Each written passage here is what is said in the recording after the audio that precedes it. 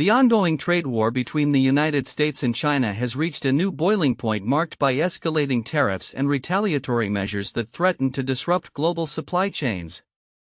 Recently, President Donald Trump has made headlines by asserting that the U.S. is reaping record numbers in tariffs, a claim that has drawn sharp rebuke from Beijing.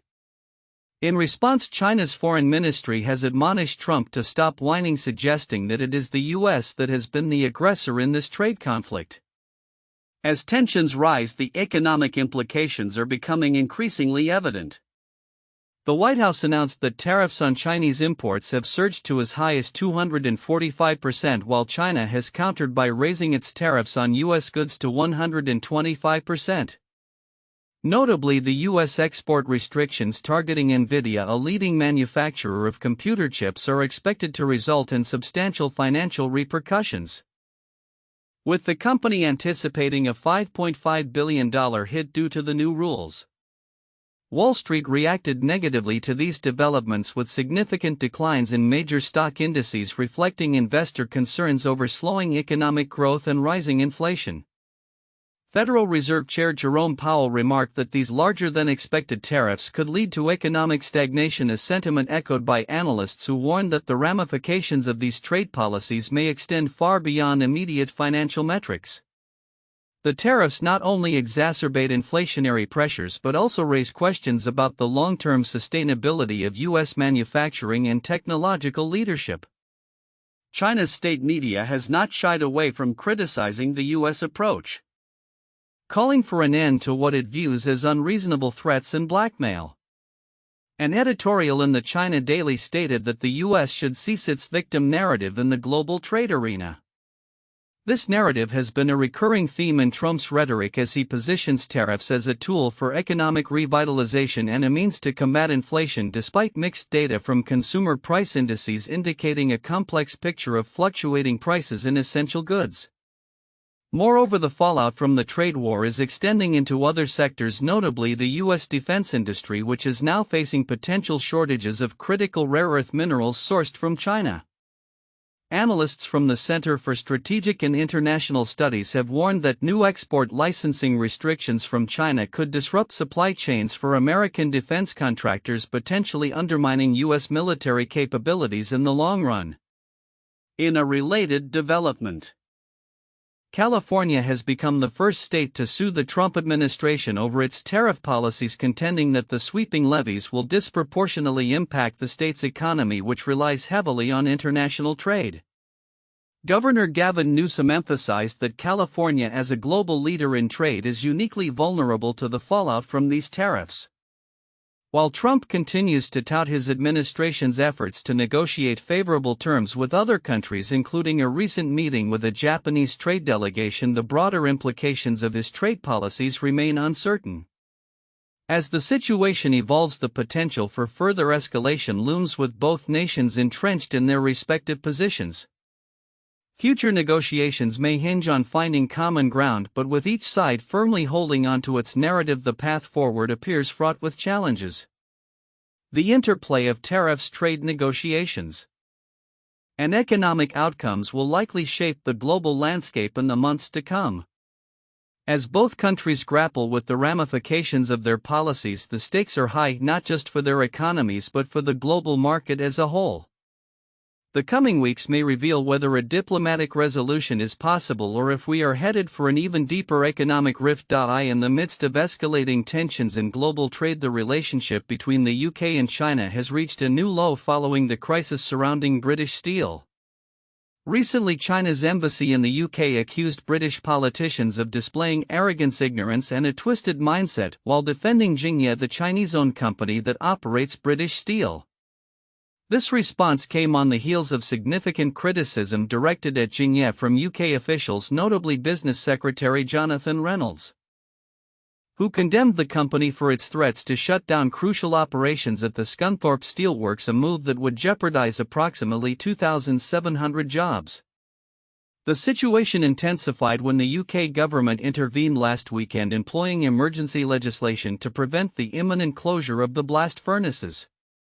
In a statement, Jingye emphasized its commitment to finding a viable solution for British steel while also calling for respect for its rights as a foreign investor.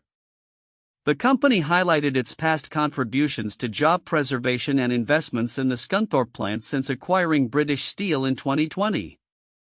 Reynolds' comments reflect a broader apprehension among UK officials about the implications of Chinese investment in critical sectors, a sentiment echoed by many who believe that previous policies toward foreign investment in industries such as steel were misguided. "I wouldn't personally bring a Chinese company into our steel sector," Reynolds stated, emphasizing the need for caution given the Chinese government's influence over its businesses. This skepticism comes at a time when the UK government is simultaneously attempting to foster stronger economic ties with China, as evidenced by Chancellor Rachel Reeves's recent visit to the country. The Chinese embassy retaliated against the UK's criticism, asserting that negative portrayals of Chinese entities could have long-lasting repercussions on investment sentiment. It described the backlash against Jingye as an opportunity for some British politicians to launch broader attacks on Chinese enterprises and the government itself. The embassy asserted, "What on earth are they up to?" and warned that politicizing business disputes could undermine the confidence of Chinese investors. Meanwhile, across the Atlantic, the tech sector is grappling with its own challenges as Nvidia announced a staggering $5.5 billion hit due to tightened U.S. export regulations on its products to China. The restrictions, which require licenses for the export of Nvidia's H20 AI chips, are part of an ongoing trade war between the U.S. and China, exacerbating tensions within the semiconductor industry. The company's shares plummeted nearly 7% following the announcement, highlighting the financial ramifications of these geopolitical developments. Commenting on the situation, Mark Einstein, an analyst from Counterpoint Research, noted that while the financial impact is significant, it is manageable for Nvidia. He suggested that these restrictions might be part of a larger negotiating strategy, hinting at potential exemptions or adjustments in the future. The semiconductor market, particularly in the realm of AI technology, remains a critical battleground in the US-China rivalry, with both countries vying for technological supremacy. Simultaneously, the White House has generated confusion regarding its tariff strategy, with a recent statement indicating that some Chinese goods may face tariffs as high as 245%. This figure, however, includes both existing and new tariffs imposed during the Biden and Trump administrations, with officials clarifying that the current tariffs stand at 145%. The announcement has prompted criticism from Chinese officials who have labeled the U.S. approach to tariffs as increasingly irrational. As the U.S. and China continue their tit-for-tat tariff exchanges, American labor unions are navigating their own complex relationship with China. There has been a notable resurgence of xenophobia among labor leaders who increasingly view Chinese competition as a direct threat to American jobs. This perspective has been reinforced by high-profile calls for increased tariffs to protect domestic industries, complicating the already fraught dialogue about labor rights and international trade. In light of these developments, the future of both the UK-China and US-China relationships appears uncertain. The ongoing disputes over trade, investment, and labor dynamics indicate a shifting landscape where both nations must navigate the delicate balance between economic growth and national security.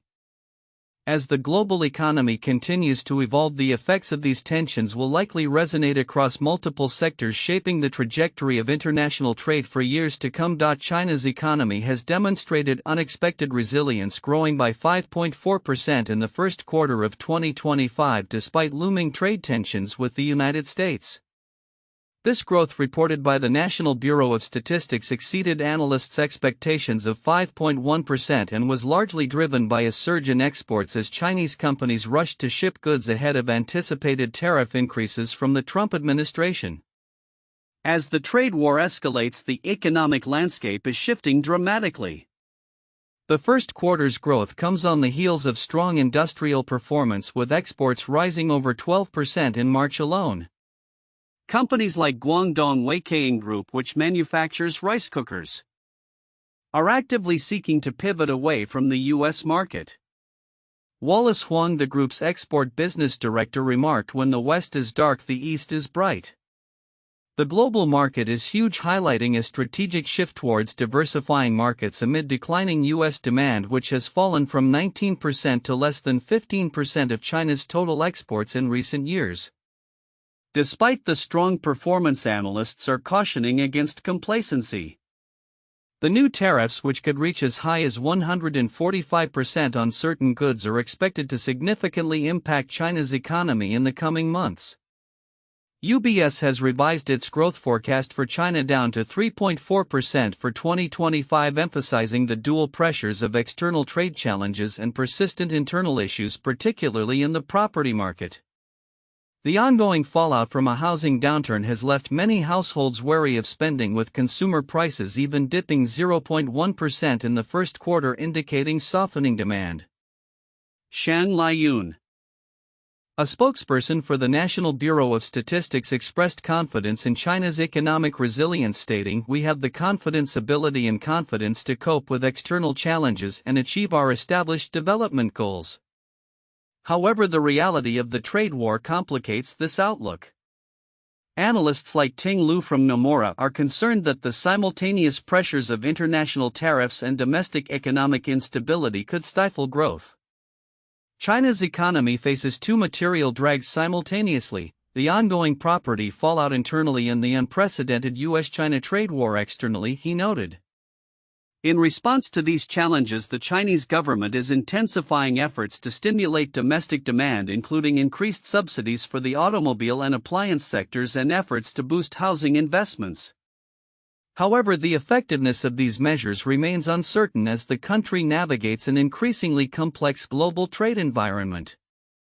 As Chinese President Xi Jinping travels to Southeast Asia, framing China as a stabilizing force in global trade, the long-term implications of the current trade tensions remain uncertain. The International Monetary Fund and the Asian Development Bank maintain a more optimistic projection of around 4.6% growth for the year, but the volatility of tariff negotiations complicates any predictions. Looking ahead, the interplay between domestic economic strategies and external trade pressures will be critical in shaping China's economic trajectory. The unfolding trade war poses significant risks, and how China adapts to these challenges will be a focal point for analysts and policymakers alike in the months to come. In an escalating battle over artificial intelligence supremacy, a bipartisan House committee has identified China's DeepSeek AI as a profound threat to U.S. national security. This assertion stems from allegations that the Chinese startup not only harvests user data for the Chinese government but also relies on stolen U.S. technology to develop its AI models. The implications of these findings, coupled with rising tensions over technology and national security, could reshape the landscape of U.S.-China relations as well as the global AI industry. The House Select Committee on the Chinese Communist Party released its report on April 16, 2025, stating that while DeepSeek positions itself as an ordinary AI chatbot, it is involved in siphoning user data to bolster the Chinese state.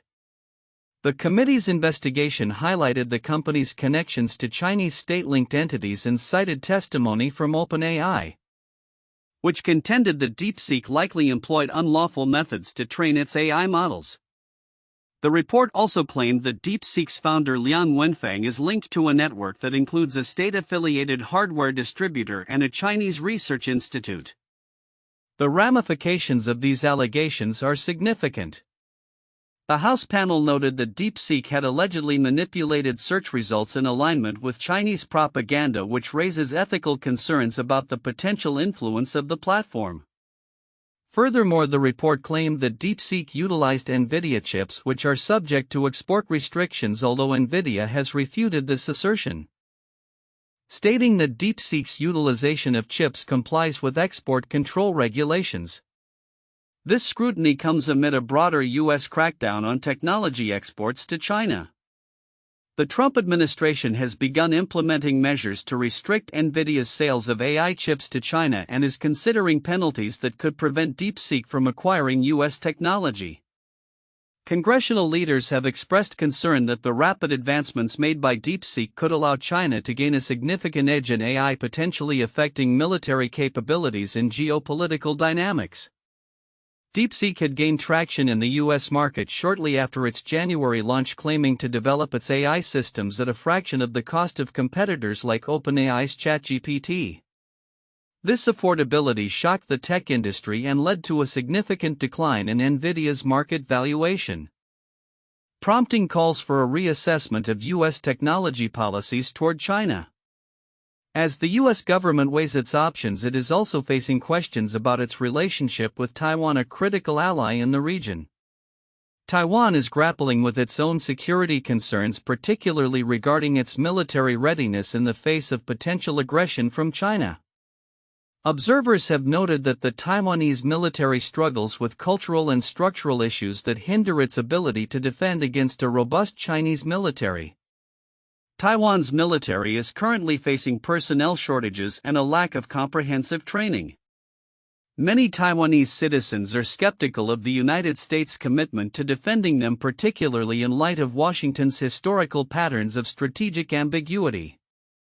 Experts argue that substantial changes are needed within Taiwan's military culture to instill the confidence necessary for effective defense. As these developments unfold, the U.S. and its allies are recognizing the urgent need for cohesive strategies to address the dual threats posed by China's technological advancements and military ambitions in the Asia-Pacific region.